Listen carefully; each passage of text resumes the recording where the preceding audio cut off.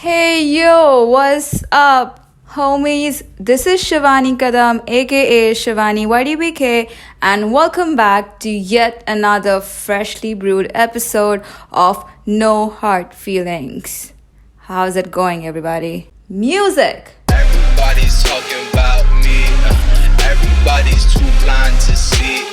Be your own priority. Everybody's talking about me. Everybody's too blind to see.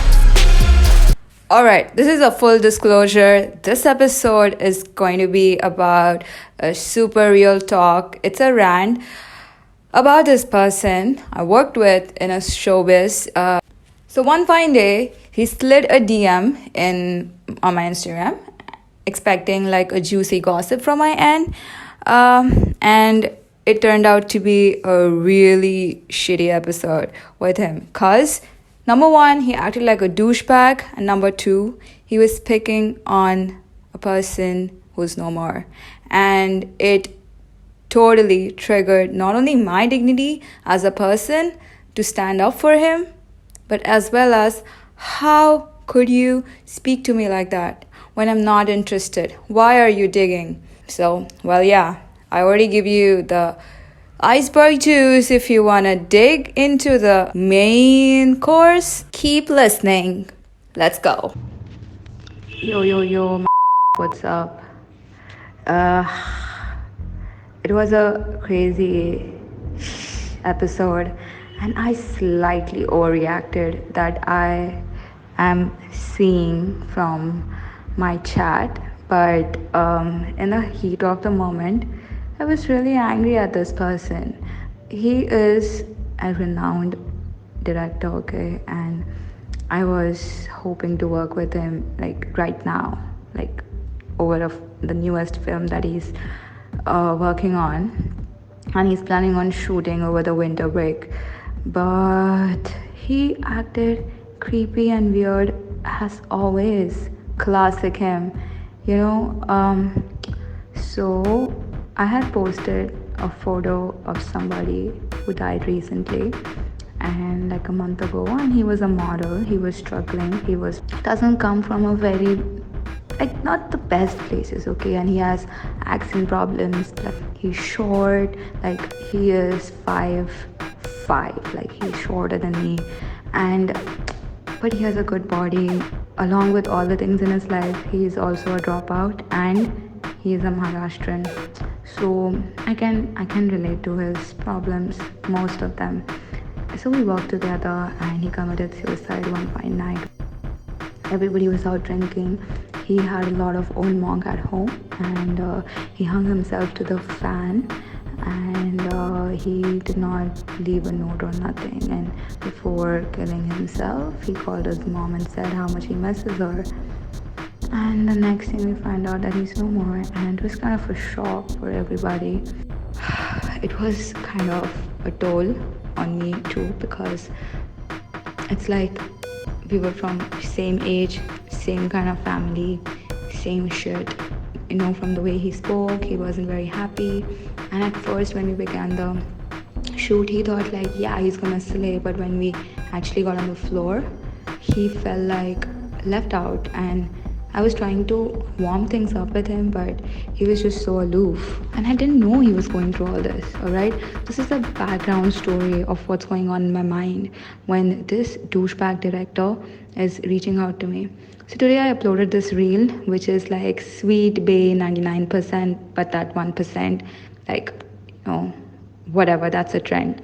So he is being so sarcastic with me. He's sliding a stupid DM saying like, looks like you had a breakup, sending tight hugs to you. And I was really mad. I gave it back to him, and I told him like, looks like you are off of social media lately and taking a break, so you're not aware of the trends that are going on. I don't see no breakup at all. And he slid that photograph with this boy and says, oh, I thought you had a breakup because I saw this picture. And I got extremely mad. Like, this was the point I got mad, because this mother did not read the caption. He just presumed that I had a breakup. and he was trying to get some juice out of me. And this is not the first time he's doing this. He likes all this. He likes doing this, and he likes the chitter chatter, and he likes to act like a saint when he has created a mess, right? So even when I was working on the film with him before, he had done a similar thing. And when I asked him, he used the magic tool of unsending on Instagram, and he deleted the DMs. Like, what the flying yo?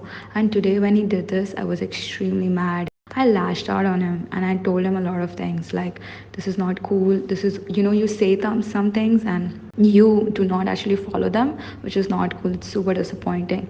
And he's apologizing, okay? Like, oh, I'm sorry. I didn't mean to do it. His apology was crap. Like, he wasn't even apologizing to me.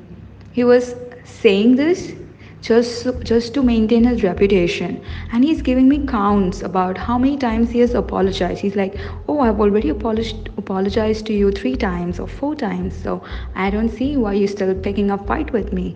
I am goddamn picking fight with you because I exactly know what your intentions are to have sent me such messages on the first place, you dumbass idiot. He is talking about the films he has done, the some XYZ person who's the producer of the film, and he says, you should not talk about my character or about my films when you do not know the amount of hard work that goes in it, blah blah blah. Excuse me, hero, stop becoming the main character of this conversation. I told him that because it's not about your film, it's not about the XYZ person, it's about you. It's about you, man. You are so insane. And you know why I'm so mad at him? Because when we were working with him, and this pervert, he thought he took my kindness for granted and he started flirting with me. And in the beginning, I didn't think he was flirting because I was not able to make sense out of him because even he lives out of India. He doesn't live in Bombay. But then, as the set or as the film, progressed, I realized he's playing that perv card not only with me but the other chicks on set, and he has just been playing along all this while, and I was so blinded because I was so focused on the film, my art direction. It was my first, so I wanted to give my best. I wasn't getting distracted, and I would like try to keep everything in check so that the team doesn't suffer and we are on the same page, etc. Right? And how could he do that? Because I was a big fan. He has given a TED talk. His 3 films are on Netflix, and this would be the 4th one to go on Netflix. And he's acting like such a douchebag. And all the other girls, we were all young, and all the other girls thought he is clean, he's just playing cool, except me. And I was the first girl to stop talking to him after I would reach home. Like, he would send everybody a text like, have you guys reached, is everything okay, give me some feedback. In the beginning I thought like, oh wow, such a cohesive and fast paced set. I love the energy. Like, you're getting analysis, trying to figure out how the day went and how do we get better the next day. I was so enthusiastic, but then I didn't know that his intentions were not this. His intention was to sleep with one of us. That would have been so bad. And all this agony was filled in my heart. And yeah, I had forgotten about it. I did not even mess with him. I was living in peace until today, actually tonight. He triggered it by behaving exactly the same way. And today, from where I look at the world, see myself, respect myself, I will not take anything that hampers my dignity and my craft's dignity. Because I stand by the youth, I stand by something that is related to social cause. My write-ups, my poetries, whatever I do is in the effort to take my community forward, and I'm extremely empowered about it. So I will not take a jack ruin it for me. So whatever I follow in my writing will be showcased outside in the 3D world, even if somebody goes and messes around with me. So I was telling him, like, you're being a very judgmental person, like you didn't have to say all this and all of that. And in the end I told him, like, stop playing this pretend. You know what he did? Same thing again. He blocked me on WhatsApp and he unsent his messages on Instagram. And I commented and I told him, like, wow, classic you, right? First do a mistake and then unsend it. And then you know what he says? Classic you too, arguing about little things and snapping out. What do you mean, bro? If you have nothing to be afraid of, why are you behaving like this? You know who blocks the person who's actually at fault? If you have done nothing and if you care for the other person, you will go out of your way to fix it, or at least give them an apology that is going to make them feel good. You're not going to block them, neither will you act so cheap and disgusting and then pin it all over them, saying, you are the one acting like you have had a bad week. How convenient is that, my friend? I really want to punch somebody in the face who acts like this. Cheap, disgusting, selfish, and foolish. If you have the balls to make such films and go on film festivals across the globe, he was in Cannes, he was in Melbourne Film Festival, Geo Film Festival, and a lot of film festivals, okay? Bangalore Film Festival. We have won awards there. And my name is also there. You know, I'm a part of his freaking team. And you know what's the next cheapest thing he did? Our art director on the film left our film halfway. And because she got mad, right? She said that the director did not choose the right ADs for art direction and she just has to do all the work by herself. So she left the set halfway. And you know who rescued everybody? Your girl. I made sure that everything is served, even though I was hired on the last minute. I read the script of the entire film on the first day of the shoot when it's actually given to you at least 30 days prior. But nevertheless, I didn't give up. I didn't give up, dude. I did a lot of effort for his film and he knows that. And he sent it to me in the chat also, like, nevertheless, I appreciate your effort for the film and I will always see you in a good eye or whatever. You sure will, because I haven't done no wrong to you. My efforts were pure for you. So that was the agitation in my heart, in my mind, and it was coming from my soul. And when I was talking to him, I was like warm, like hella warm. How dare you, bro? Somebody, and I kept telling him that somebody is no more. Leave him alone, man. Just leave him alone. What would you do? Just tell me. What would you do if I'm telling you, like, hey, just leave him alone. He's no more.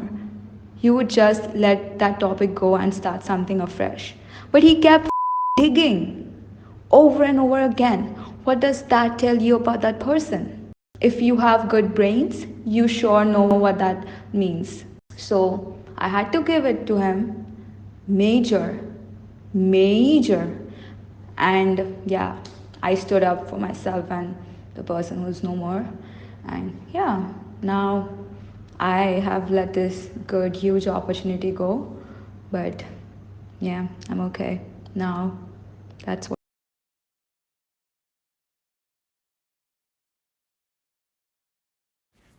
Whoa, that was smoking, right? What do you guys think? Comment in the section down below or write me an email. Let me know if you guys ever encountered such a situation at your office, corporate lifestyle, government, or if you are one amongst me in the showbiz. Across the globe, I hear you. I just want you to know that I'm well aware that this guy, whoever I'm speaking of, might reach out to me, might lash out on me, and might even sue me, I guess. But here's the thing. This is my opinion about this person who made me feel extremely uncomfortable when he could have been there like a mentor. And excuse me if I'm asking too much from a person who is 35 years old. Too bad, I would say. The moral of the story is that Guys and girls, you need to stand up for your dignity and do not let anybody ruin that for you. You draw the line, you draw the boundaries for yourselves. And when that's clear, you sure know how, why, and what to do if you ever encountered such a situation. Well, I was naive when I had started off and when things were happening in my life, but now I'm not. And I'm in a better place to actually guide someone or give somebody an advice if they happen to be in such a situation. Plus, if things go haywire and way off the limit, don't hesitate. Call 101 or 911 or the helpline number of your country. Please don't take this lightly. Because if we start taking it lightly, the other person sure will. And with my experience here, maximum people I meet, especially men, no offense to them, they're older men who have always got to do something with a woman's sexuality. I want to get into their pants. And if you slightly feel you're in such a situation and you want to reach out to somebody, you're hesitant, yep, sure, DM me if you like. But more than that, reach out to somebody you trust, somebody elder to you, nearest to you, who can physically get in touch with you and help you take necessary actions about whatever situation it is. Don't be afraid. And if nothing works out, use the power of social media and go for it. Tag me if you like, and if I really think you're not lying, I would support you too. Until then, don't be sad. Have a lovely day. Live the best life you can with no regrets. Fight for justice, and let's make this a great community. This is me, Shivani Kadam, aka Shivani YDBK, signing off this episode. Please check out my other channels. Follow me on Instagram, Twitter, YouTube, and I will see you next time, amigos. Later. Everybody's talking about me. Everybody's too blind to see. Be your own priority. Everybody's talking about me. Everybody's too blind to see.